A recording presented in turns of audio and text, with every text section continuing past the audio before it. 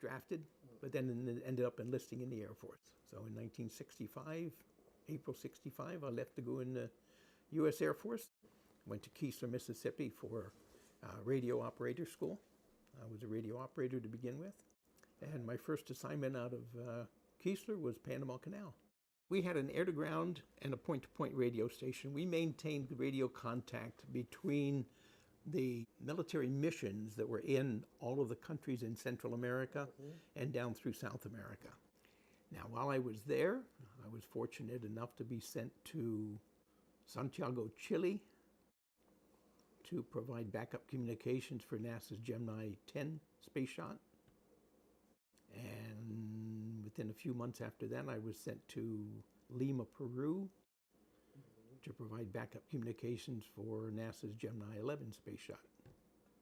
Now, the best part of that is, while I was stationed in Panama, there was a young GI that was stationed there that was getting assigned to a European assignment, and he couldn't take his car with him. So I ended up buying a 1961 Corvette in Panama. So I requested permission for what we call POV, or permanent privately owned vehicle. POV travel from Panama Canal to Pennsylvania. And the U.S. Air Force approved it and gave me 16 days and paid me 6 cents a mile to do it. So I drove from Panama Canal to Pennsylvania. So in '67, I went to Athens, Greece for a 2-year assignment as a radio operator. And our job there, we were assigned to what was called Turkish U.S. Logistics Command. And our job as radio operators was to maintain communications between our bases throughout Turkey and the Greek area.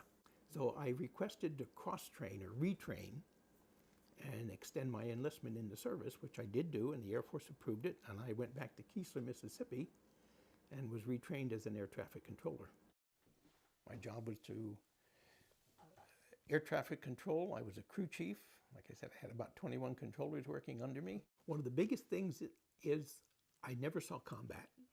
And I thank the Lord every day that I never had to raise a weapon against another human being. Never had to do that. I was trained to do it. I have my marksmanship ribbons to prove it, but I never had to make use of it. And I'm so thankful I never had to. If I were younger, I would do it again. It was just a lifestyle that was just fantastic. It was really great.